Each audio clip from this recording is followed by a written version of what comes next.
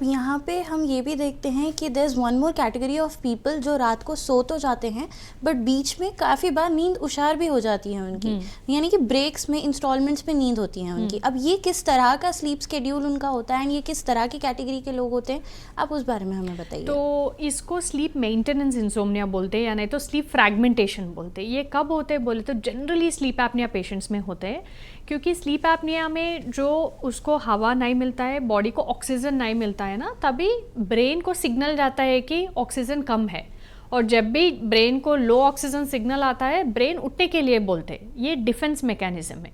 उठने का सिग्नल जैसे भी आते हैं, ये स्लीप नॉर्मली वेकअप से लाइट स्लीप 3 स्टेजेस से डीप स्लीप को जाते हैं। उठने का सिग्नल आते ही वो हुशार हो जाते, जैसे भी हुशार हो जाते फिर से उसको नींद को जाने के लिए बहुत तकलीफ होता है।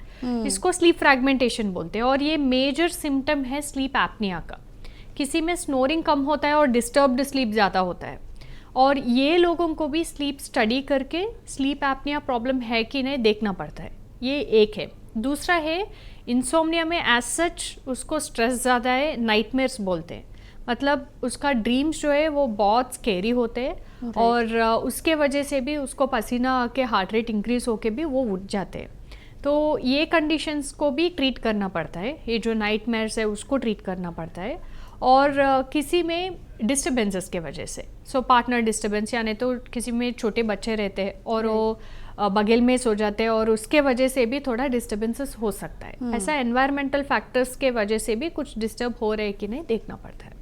अब यहाँ पे एक कैटेगरी ऑफ पीपल ऐसे होते हैं जो रोज़ तो नॉर्मली जैसे सोते हैं वैसे ही सो जाएंगे, बट कभी ऐसे होता है कि रात में उनको नींद बिल्कुल भी नहीं आ रही है एंड जाग रहे हैं, ऐसे 3 बज गए, 4 बज गए, 5 बज गए, बट येट उनको नींद नहीं आ रही है।